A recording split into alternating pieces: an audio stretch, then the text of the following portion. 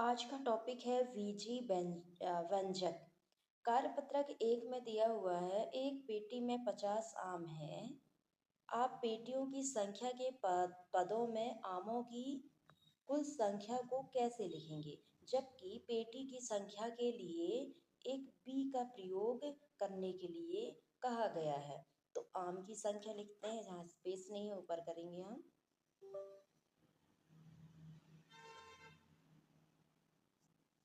यहाँ लिख लेते हैं हम इसका फर्स्ट का आंसर, आम की संख्या।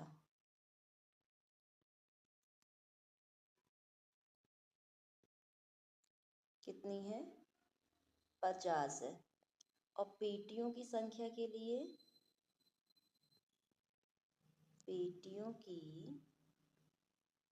संख्या कितनी है? बी। तो कुल आम कितने होंगे? कुल आमों की संख्या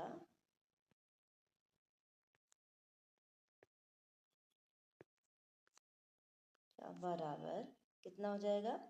50 गुणा बी इक्वल 50 बी।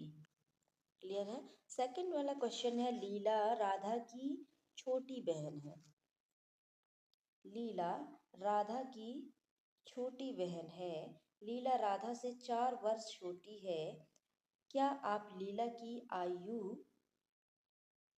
राधा की आयु के पदों में लिख सकते हैं, जबकि राधा की आयु के लिए x दिया हुआ है। तो आप बताएंगे राधा की आयु कितनी है? x है। सेकंड वाले क्वेश्चन को हम यहाँ करते हैं, स्पेस कम है। सेकंड का, राधा की आयु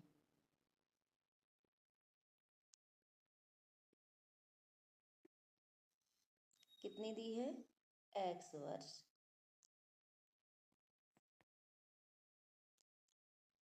और लीला 4 साल छोटी, तो लीला की आयु क्या होगी? लीला की आयु कितने साल छोटी है? 4 साल राधा से। तो राधा की ये है 4 साल, वो छोटी है। तो कितना आ गया? x-4 वर्ष लीला की। अब थर्ड क्वेश्चन है, शिक्षक प्रत्येक विद्यार्थी को 5 पेंसिल देता है। विद्यार्थियों की संख्या ज्ञात करने पर क्या आप कुल वांछित पेंसिलों की संख्या बता सकते हैं, जबकि विद्यार्थियों की संख्या के लिए x का प्रयोग किया गया है। यहाँ पर हम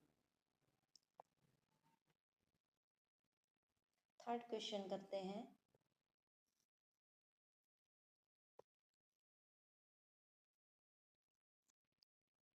थर्ड में है, सबसे पहले लिखेंगे विद्यार्थियों की पेंसिल की संख्या कितनी है? प्रत्येक विद्यार्थी को पेंसिल दी गई।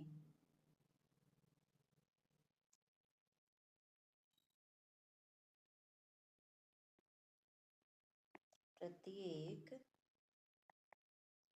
विद्यार्थी को दी गई पेंसिल कितना? 5। और विद्यार्थियों की संख्या क्या है?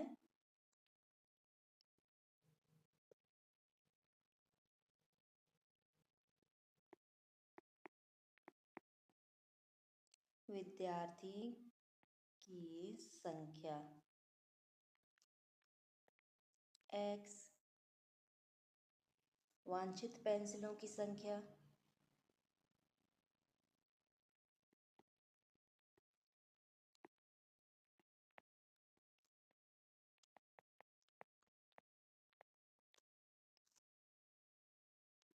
पाँच गुणित x बराबर 5x। तो वांछित पेंसिलों की संख्या कितना आ गया?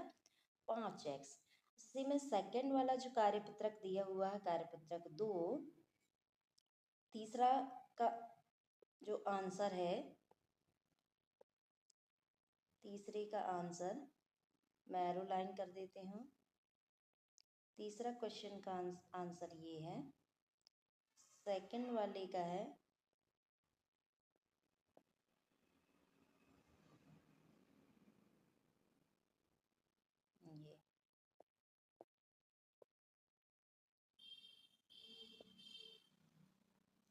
कार्यपत्रक 2 में दिया है निम्नलिखित स्थितियों के लिए व्यंजक दीजिए। आपको इसमें क्या बनाना है, एक व्यंजक बनाना है। तो इसमें फर्स्ट क्वेश्चन दिया हुआ है p में से 7 को p में 7 जोड़ना है। तो कैसे जोड़ेंगे हम p में 7?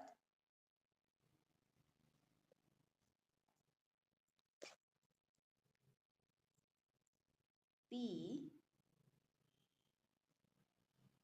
प्लस 7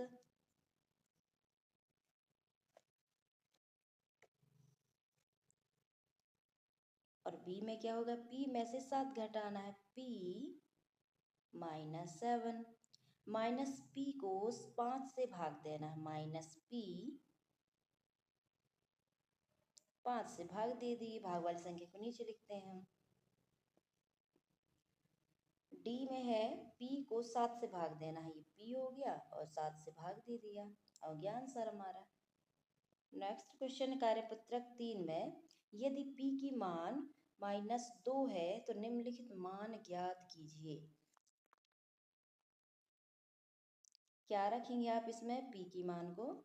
सबसे पहले 4p प्लस 7 है, इसमें आप क्या रखोगे, p की वैल्यू है आपकी कितनी, -2। तो जहाँ जहाँ p है आप वहाँ वहाँ p लिखेंगे। यहाँ लिख देते हैं हम 4 माइनस p, सॉरी 2 है, -2 प्लस 7, प्लस माइनस की माइनस हो गए, 4 दूनी 8 प्लस 7। तो क्या आंसर आ जाएगा हमारा, -1। 8 में से 7 माइनस करेंगे तो 1 आ जाएगा और माइनस वाली वैल्यू से माइनस किए तो माइनस। अब इस सेकंड वाले क्वेश्चन में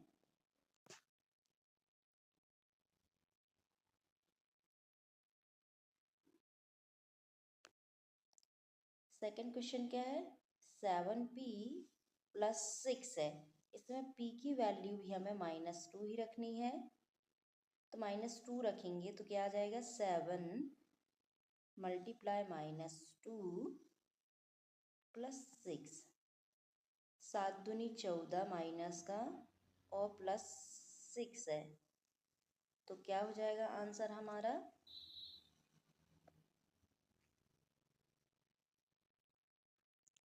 8 6 14 -8।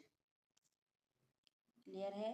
अब हमारा सी वाले क्वेश्चन में 3p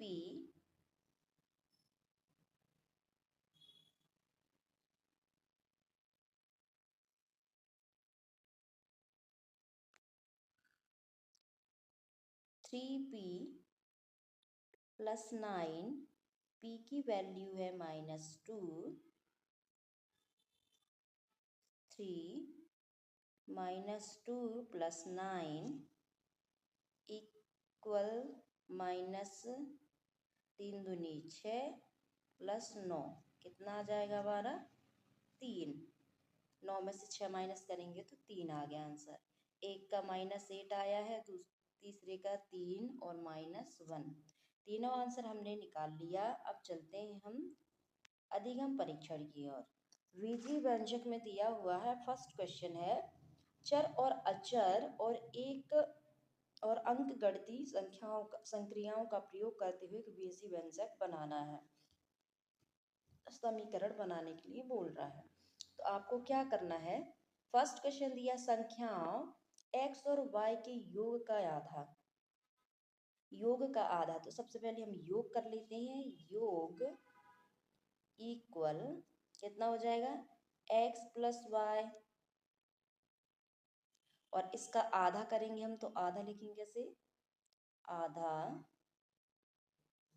बराबर x प्लस वाई का आधा, आधा मतलब आप 2 से डिवाइड करेंगे। तो ये आ गया हमारा आंसर।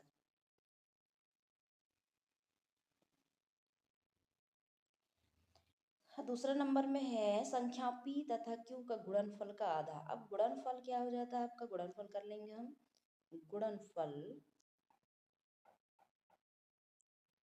गुणनफल इक्वल P और Q दोनों का गुणा कर लिए तो PQ आ गया। इसका आधा करने पर आधा करने पर PQ बटे 2। समझ आ रहा है। थर्ड क्वेश्चन है, अगर संख्या Z को स्वयं उसके गुणा किया जाए तो, Z को स्वयं से गुणा किया जाए तो क्या होगा। अगर Z को हम स्वयं से गुणा करते तो Z ये हो गया मल्टीप्लाई Z, या फिर Z का स्क्वायर हो जाएगा, Z स्क्वायर। क्लियर है, ये उनका आंसर है। फोर्थ वाले क्वेश्चन में है, संख्या A तथा B के गुणनफल में से उसके योग को घटाना है। A और B का गुणनफल क्या होगा।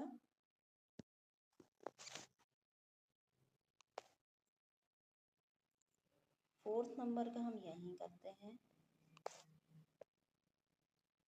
A और B का गुणनफल क्या हो जाएगा, AB, और AB का योग A और B का योग A प्लस B।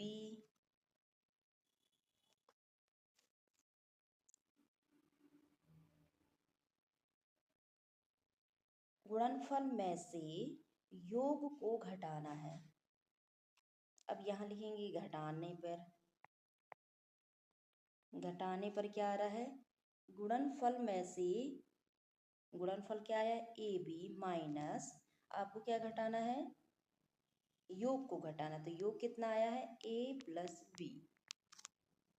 फिफ्थ वाला क्वेश्चन है, tan में से y तथा z के गुणनफल को घटाना है। तो सबसे पहले आप y और z का गुणनफल निकाल, y और 2 का गुणनफल को करना है। तो y और 2 का गुणनफल बराबर ये 2 है।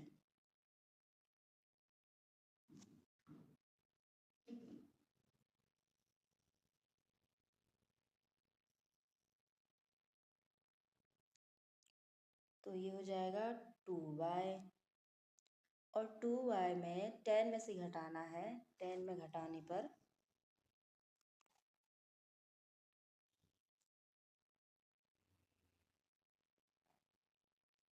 टेन में से घटाने पर 10 माइनस 2y। सेकेंड क्वेश्चन है, x इक्वल 1 के लिए व्यंजक का मान। अब x की जगह में आपको क्या करना है, 1 रखना है और इसका मान निकालना है।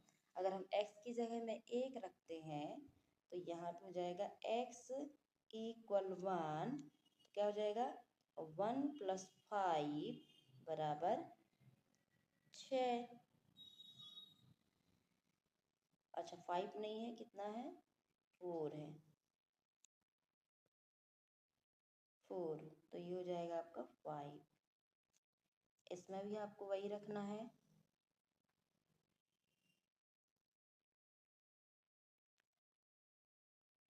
ये अलग है।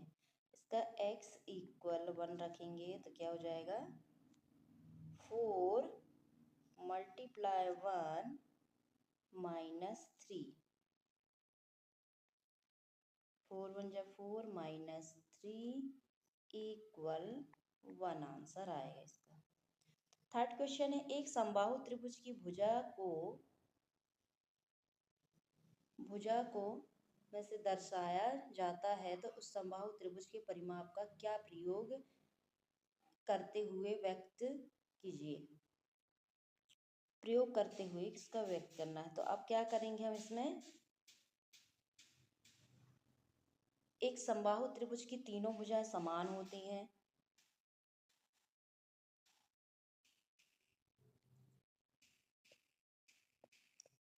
समबाहु त्रिभुज की भुजाएं,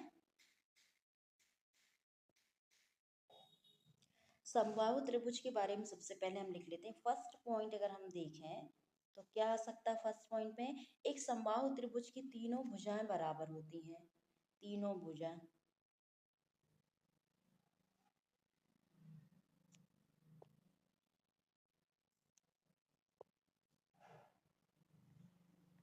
तीनों भुजा बराबर होती है। और यदि भुजा की एक लंबाई s है तो परिमाप, तीनों भुजा बराबर होती हैं तो अगर मैं एक कोई भुजा समबाहु त्रिभुज में बनाती हूँ,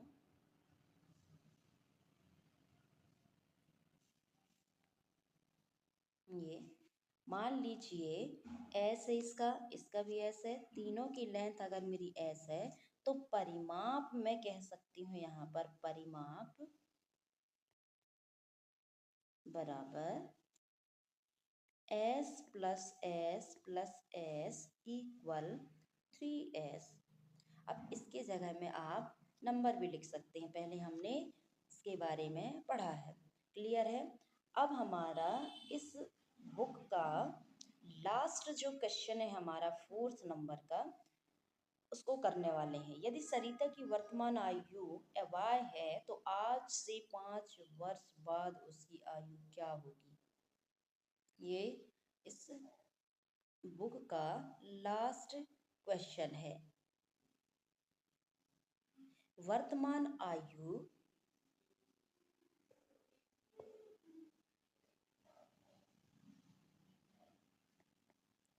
वर्तमान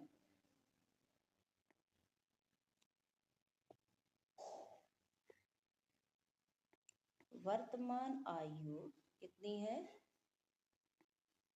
y वर्ष है। 5 वर्ष बाद, 5 वर्ष बाद